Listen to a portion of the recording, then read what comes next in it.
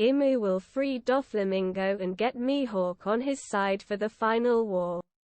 Doflamingo will be freed by Imu, and sent to make a deal with Crocodile.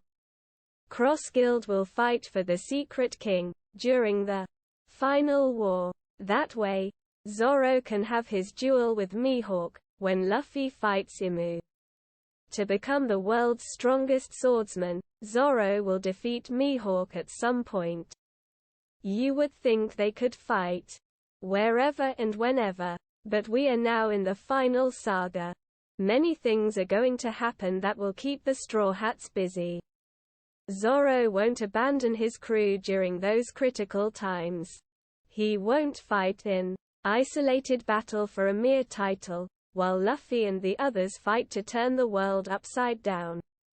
When he bowed down to Mihawk and asked him for help, he made clear that the goals of his crew take precedent over his personal vanity. After Blackbeard, Akainu and Imu are defeated, there will be plenty of time. But putting Zoro's most exciting fight into the epilogue wouldn't match the relaxed tone of that part of the story. This leaves Oda with no other option than to have the Mihawk fight included in one of the coming big battles. When Luffy fights Blackbeard, Zoro will beat Shiryu. When Luffy battles Akainu, Zoro will fight an admiral, probably Fujitora. Shiryu and Fujitora are swordsmen. Not the strongest though. The strongest will be saved for last. Therefore Zoro will defeat Mihawk when Luffy fights Imu. Hawkeye got his nickname for his ringed eyes. Imu has them too. The only thing we could see from his silhouette. Imu and Mihawk might share such a characteristic feature because they are the final opponents of Luffy and Zoro. I wonder which Straw Hat's final opponent Caribou will be. Right now, Mihawk has no reason to fight for Imu. He was known as the Marine Hunter in the past, and is now again fighting the Navy.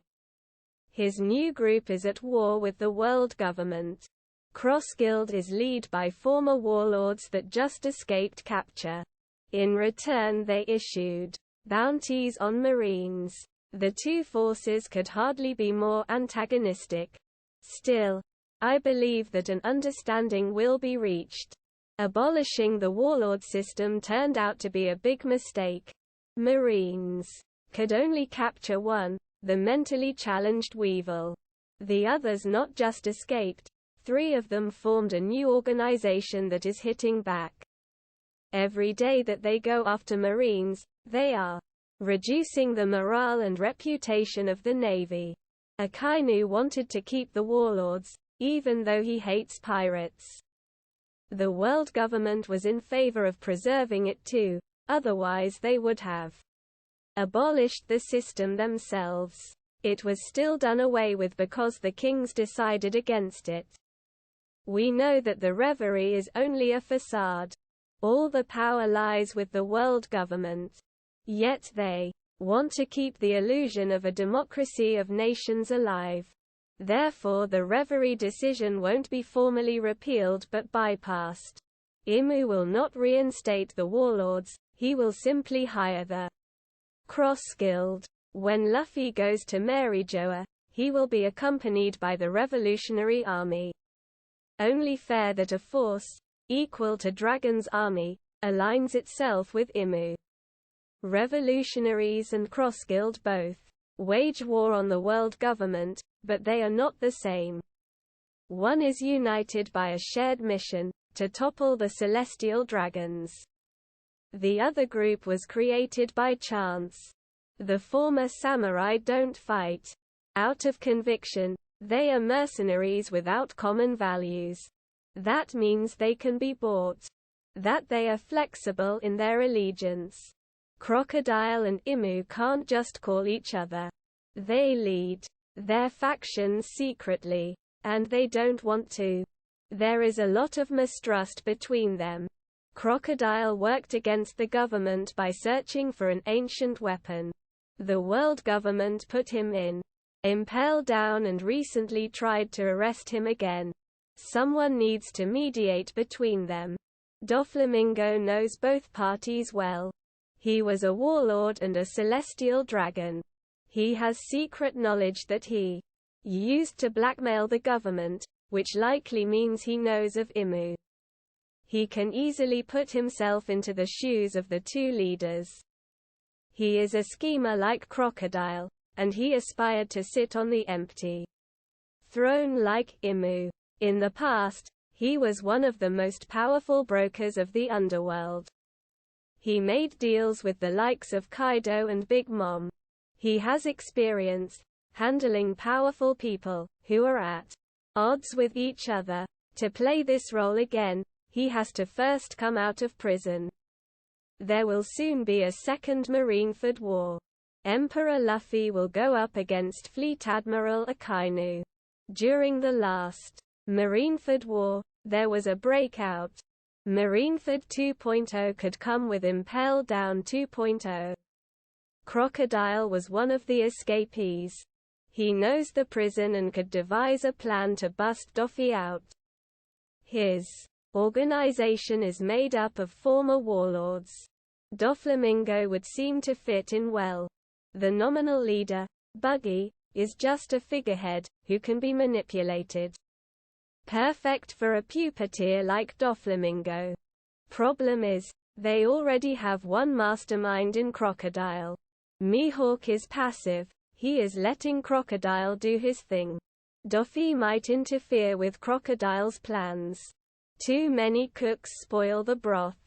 Crocodile might not want the heavenly demon in his group.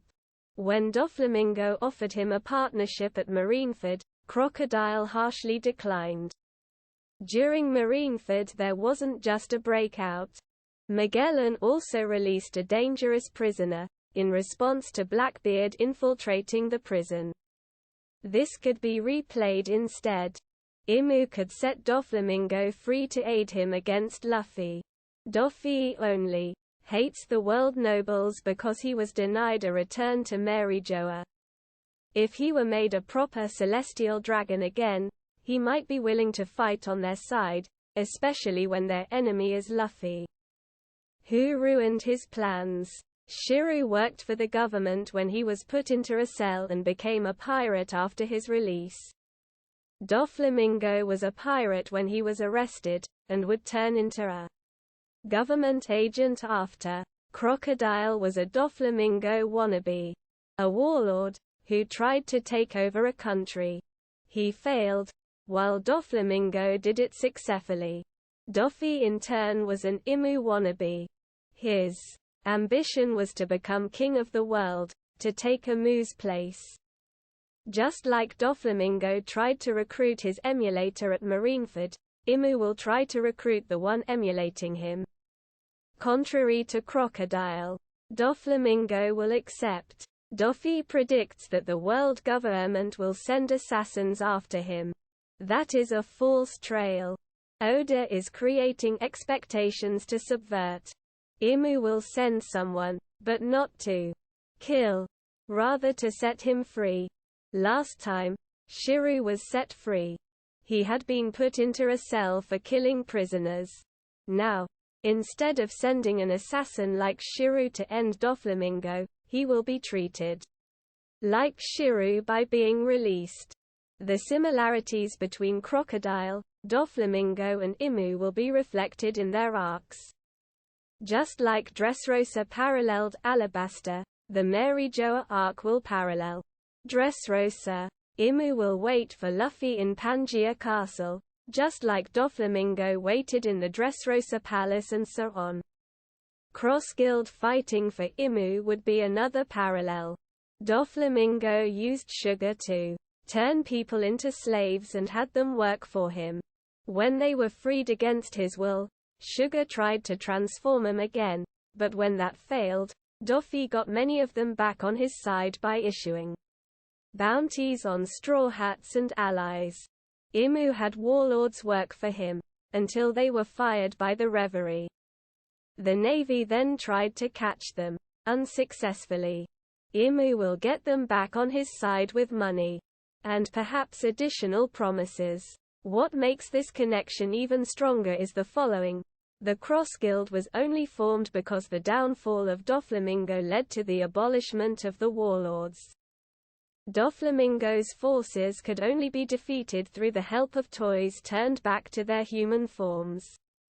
Both the toy liberation and the end of the Walrod system were brought about with the help of Fujitroa. The Admiral held back his full power against the Straw Hats and thus enabled them to beat Doffy.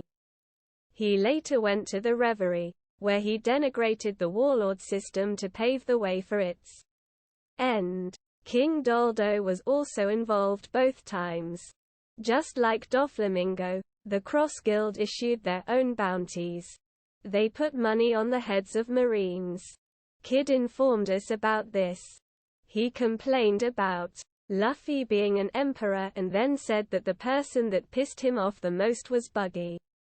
When Doflamingo announced his bounties, he said that Usopp angered him the most.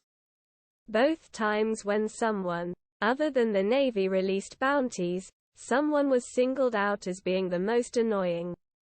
First Usopp and then Buggy. Should Cross Guild and Straw Hats clash, Usopp vs Buggy is just as set in stone as Zoro vs Mihawk. The two are liars, with funny noses, one too long, the other red, and inflated bounties.